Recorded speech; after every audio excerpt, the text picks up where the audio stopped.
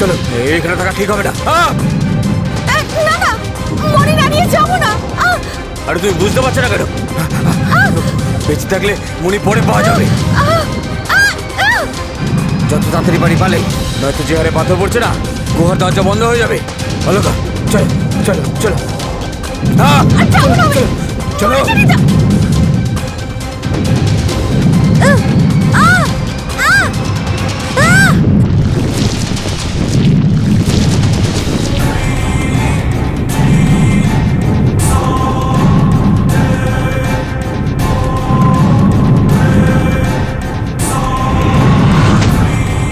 না, এখানে বেশি সময় থাকাটা একদমই ঠিক হবে না।